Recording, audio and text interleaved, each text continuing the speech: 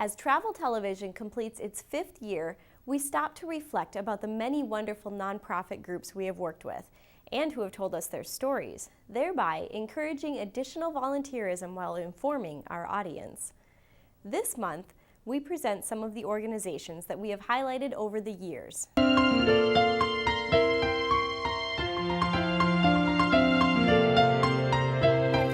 party.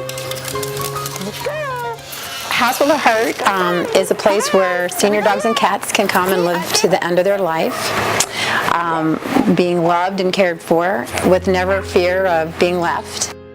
I decided that I wanted to do a rescue where the dogs could come and stay until they passed away with no fear. I got the idea because I did rescue for about 30 years and worked really hard to place dogs and cats in really great homes where I thought they'd live all their life.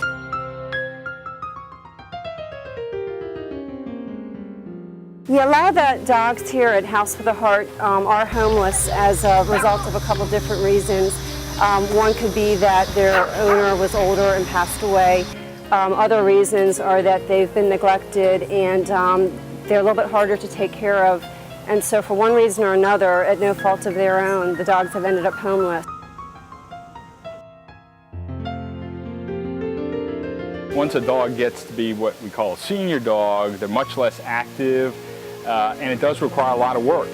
Many of the dogs have health issues. Some are blind, some are deaf. They're very loving, but they require much more work than sort of your middle-aged classic dog, which you had to feed twice a day and that was it, and let them out and take them for a walk. These dogs require a lot more hands-on care.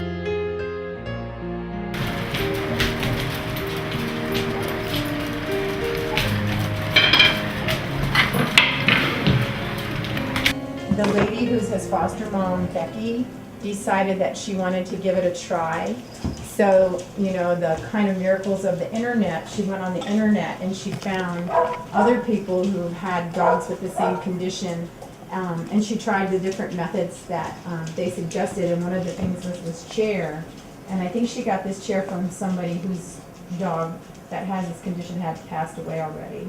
He's sitting up. Will help, gravity will help to make the food go down into his stomach. So we just take a long time to feed him, having him lick it and take a little bit off the spatula. The story that I understand is he was adopted out twice, and the folks brought him back because he threw up all the time. So the lab rescue had him examined, and the vet clinic found out that he had this condition, and they suggested that he be euthanized because most dogs with this condition die quite young.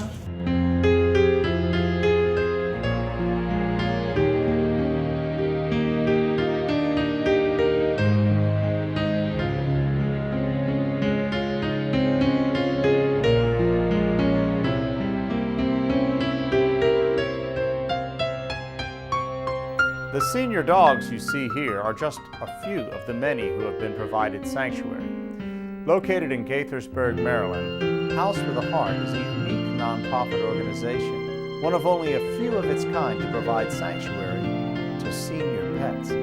Its vice president, Harriet Sackler, says this about House with a Heart. It is an incredible place. It does wonderful work, and I'm very, very proud to be part of it.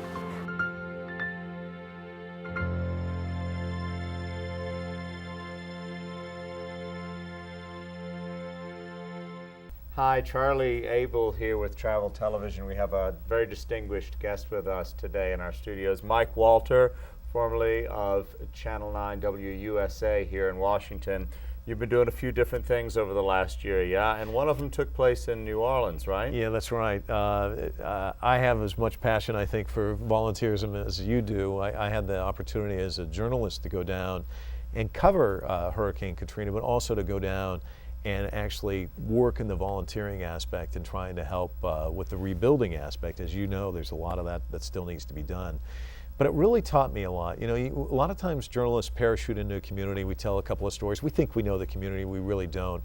But to actually get immersed in there and see how people are impacted. One of the days we were down there volunteering and we were gutting this home, and it was the dead of summer and the humidity, and oh man, we were Pretty dying. hot down there. Pretty hot down there in August, right? Brutal. And this woman came up to us. We were working on her father's house, and she said, "You look like you're dying. Can I go get you something to drink? You know, you want a soda or some water? And I'll run up to the store and get you something." And I said, "Well, you know, I could use some water." And a couple of the other volunteers said the same thing. And we kept working, and it seemed like we were working there for another hour. And I'm like, "When is this lady coming back with the water?" And we pretty much finished what we were doing, and I wanted to leave. And one of the other journalists who had volunteered said, no, that woman went to get us water. You know, we should wait until she drives back and brings the water, and then have a water and talk to her, and then we can leave. So we waited, and then all of a sudden we heard the clank, clank, clank of the shopping cart, you know, and you don't realize, you know, that the people that you're helping, She didn't drive. they don't have anything. You She know? literally ran. She literally get ran water. and came back with the shopping cart with water for us.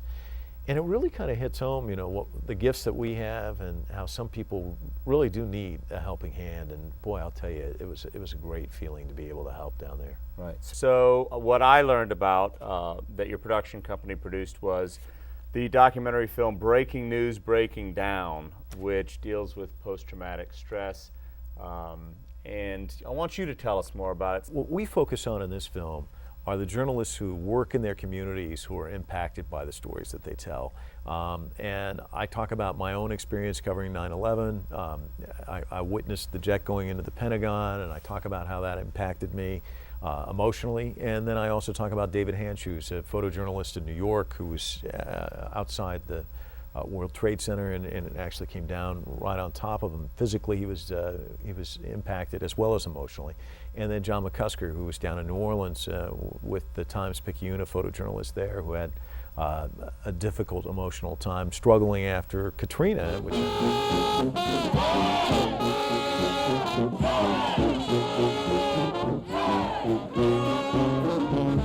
My only dream was to be a photographer for my home newspaper. I've been a professional photographer since 1983. Some nasty swill in there. John McCusker's work helped the New Orleans Times-Picayune earn 2 Pulitzer Prizes in 2006. Yeah, sure enough, it's got fish in it. His pictures helped tell the story of Katrina. They just didn't tell his story.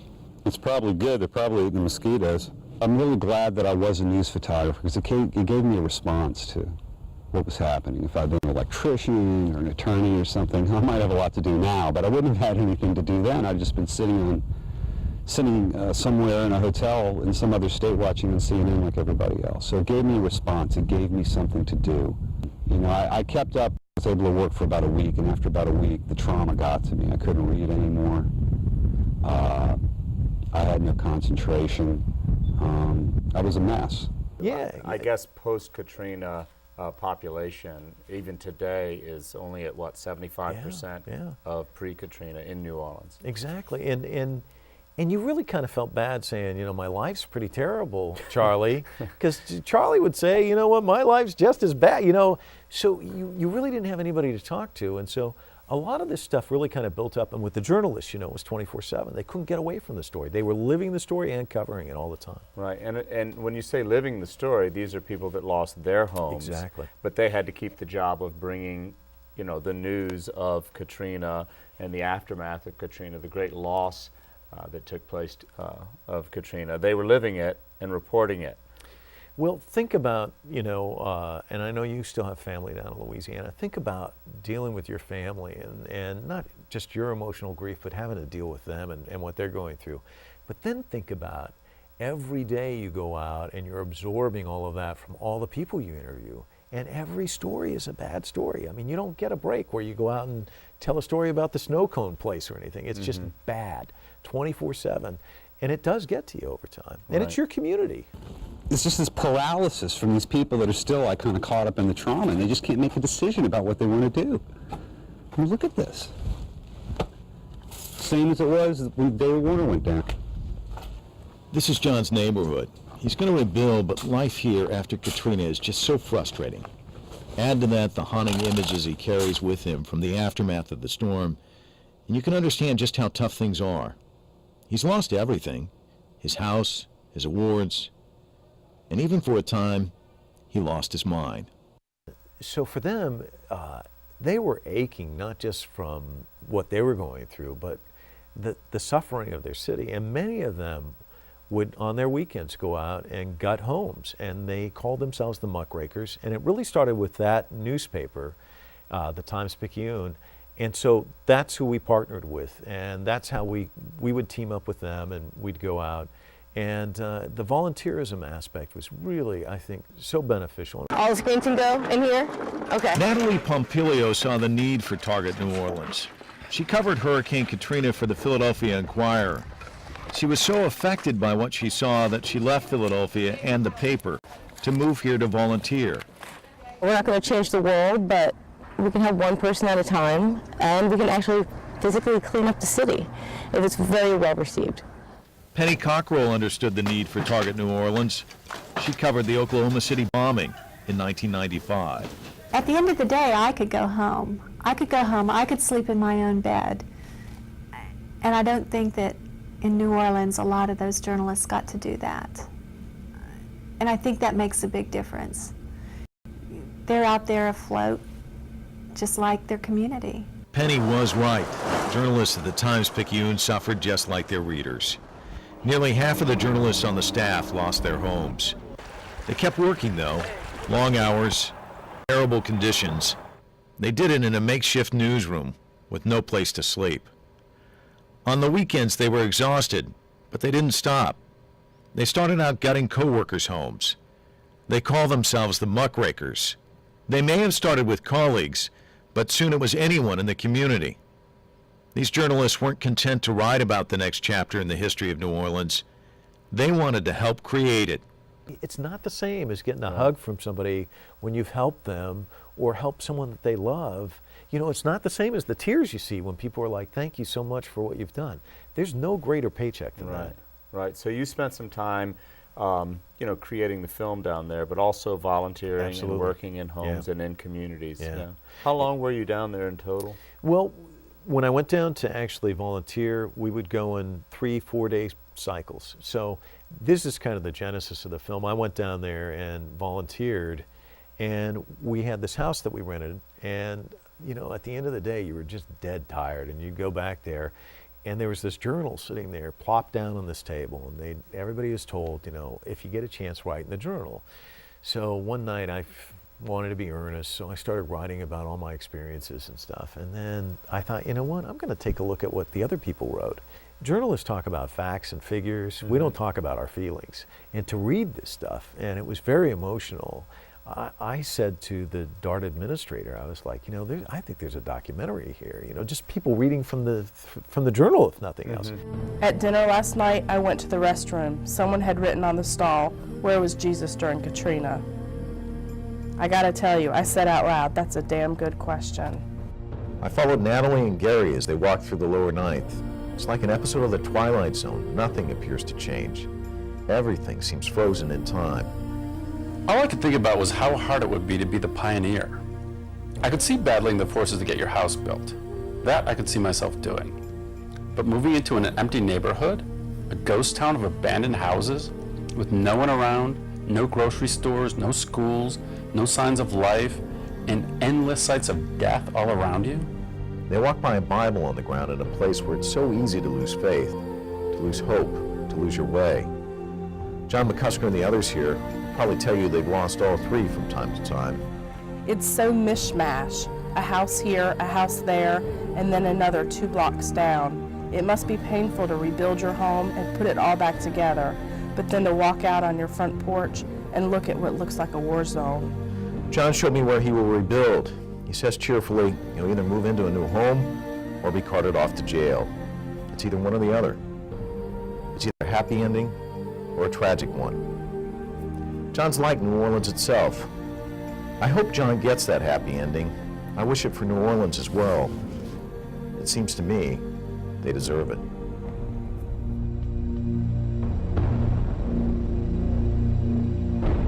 So your film is called, again, Breaking News, Breaking Down, dealing with various tragedies and how journalists take care of it, in part about post-Katrina activities.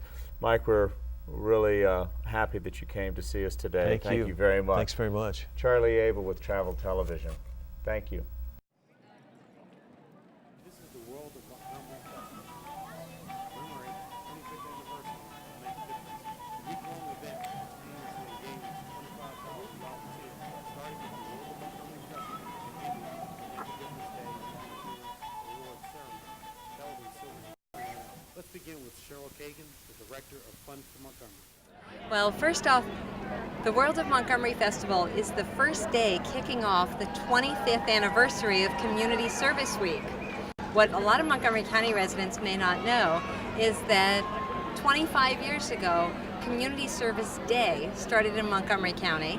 It then went statewide. Governor Schaefer took it statewide, and then USA Today thought it was such a wonderful idea that they made it national, and it's called Make a Difference Day. But we started it right here in Montgomery County, and people today, in addition to the food and the music and the dance and the vendors, are signing up for volunteer projects. Many people are volunteering today, but they're also signing up for activities throughout the rest of the We're here kicking off Community Service Week today at the World of Montgomery Festival. It's a whole week of service, October 16th through the 22nd, and we have about 6 different service projects in the tent behind me. We have volunteers kind of from all over the community doing projects. We have one volunteer from Potomac who's leading a project called the Giving Card Project. She makes cards and sells them and donates some money to charity. So we have volunteers in there helping her make some more cards. We're folding 1,000 paper cranes. So we have a lot of volunteers out here today doing great things for our community. To celebrate the 25th anniversary, we decided that we wanted to recruit 25,000 Montgomery County residents to participate at some point during Community Service Week, because we wanted to accommodate people's schedules and include them in all sorts of activities.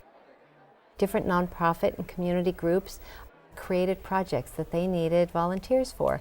So people cleaned up a park, they did canned food drives, they repaired a house for someone with a disability, they made cards for veterans, and put together care packages to send abroad to our troops. There were so many different projects going, and any resident with any language skills, any level of ability or interest level could find something that they could do near their home or place of business. And so we appreciate those who have already signed up and who already donate so much of their time, and we always need to reach more.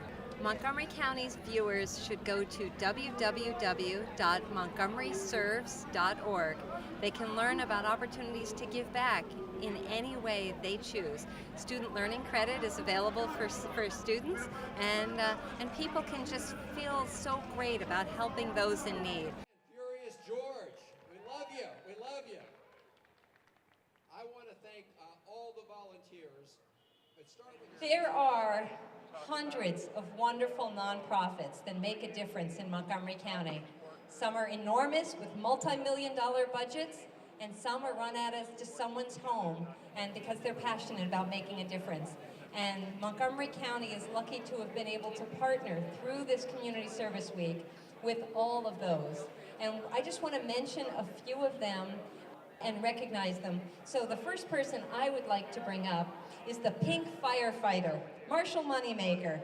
His group is called For Three Sisters, and it supports breast cancer survivors and families and raises community awareness. And I can tell you, one of the projects that was going on right here in this building for 4 hours, we had young and old, families and individuals, students and others, sewing pink breast cancer ribbons to present to you this evening. So, to the Pink Firefighters, there are a whole bunch of them for you.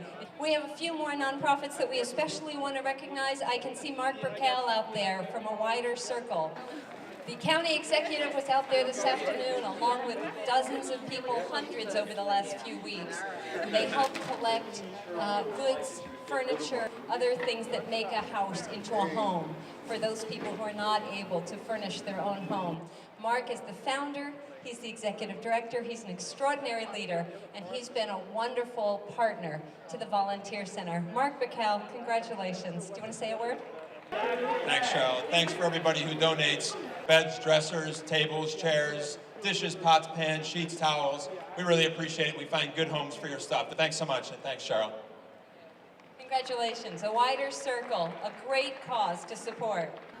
Well, we had a great deal of services over the last 25 years in Montgomery County. It's really a reflection of the volunteerism and the community spirit that we have in Montgomery County. 25 years is great. We're going to do 25 more years, going to make it even bigger and better. 25 years of great service in Montgomery County for the many people and the many organizations that need the services and the many things that we contribute to make their life much better in Montgomery County. Every year, the Points of Light Institute and the Corporation for National and Community Service holds the largest volunteer conference. In 2011, the conference was held in New Orleans, Louisiana. The attendees participated in a community project that entails rebuilding a community center in the 9th Ward.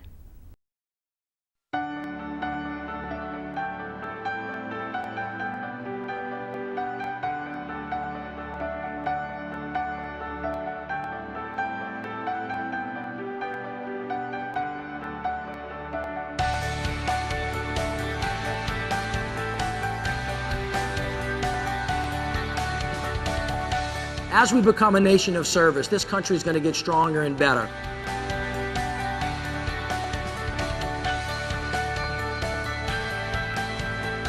Now, more than ever, we need service champions, super empowered citizens who are utilizing new, more powerful tools for change. The people of New Orleans want to partner with you and begin to pay it forward. We sent a whole team of people up to Joplin. We sent our chefs, we sent our musicians to actually make sure the people of Joplin know that we're not going to leave them behind. We are truly jumping for Joplin. I like being of help and being of use to my community and to my country. It's really important to learn about giving back to the community. It's a lifelong lesson. Volunteering is a crucial part of living. I'm not sure you're really engaging in society and in life if you're not given a chance to volunteer.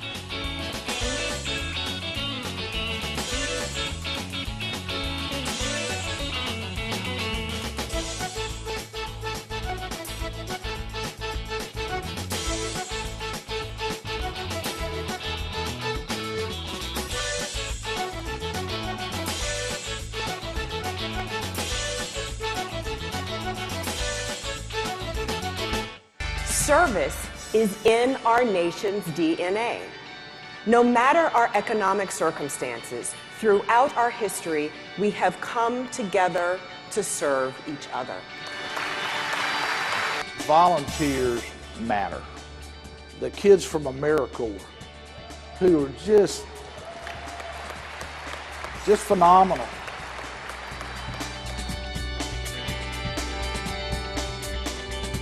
Road to the Gulf program is really all about not only mobilizing volunteers, but also mobilizing volunteer leaders. This is a big service project for us. We are partners with the Hands-On Network, Points of Light Institute. They had this amazing idea of, since our conference is going to be in New Orleans this June, why don't we do a series of projects all around America that lead up to that conference?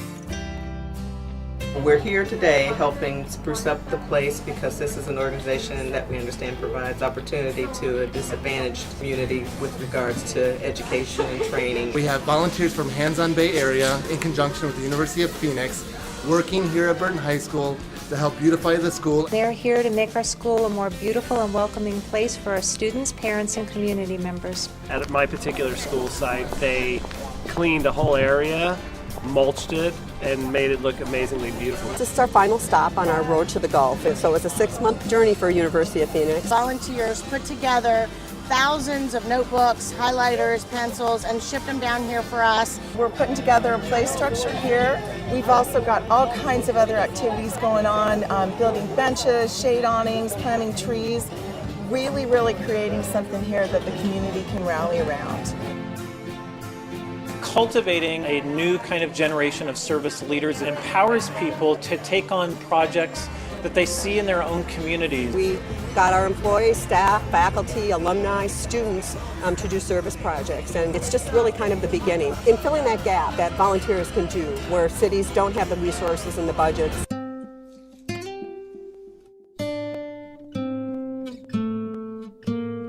These days, it seems that communities are being tested like never before. The economic stresses of a slow recovery affect the bottom line for families and for government at all levels. And natural disasters such as Hurricane Katrina, the earthquakes in Japan and Haiti, the widespread flooding in the South, and most recently the tornadoes across the U.S. are all calls for communities, local government, and corporations to think about how to be more resilient in the face of any calamity. One thing shines through, though, is that communities are at their strongest when everyone participates. Individuals, families, government, local businesses, and corporations. Corporate America has a long history of involvement in the communities in which they operate. They've partnered side by side with other corporations, community leaders, and institutions to support communities in need. And there is an unmistakable correlation between strategic investment in communities and the creation of stable and sustainable business environment. Thank you for being here, for standing with us, and thank you for being champions of service. My champion of service is my mother. My parents. My husband. My son. My AmeriCorps team and what they do in the field. My champion of service is... My champion of service is... You!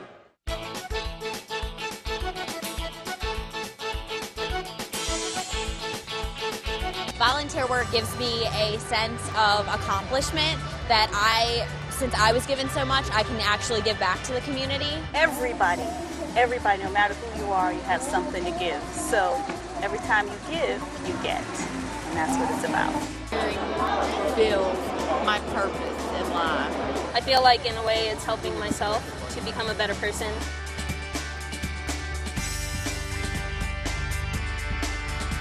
It's helping you, it's helping everyone around, it's helping today, it's helping tomorrow, it's helping well into the future. So it's really important to just make the place that you live and love somewhere that's nice to be in.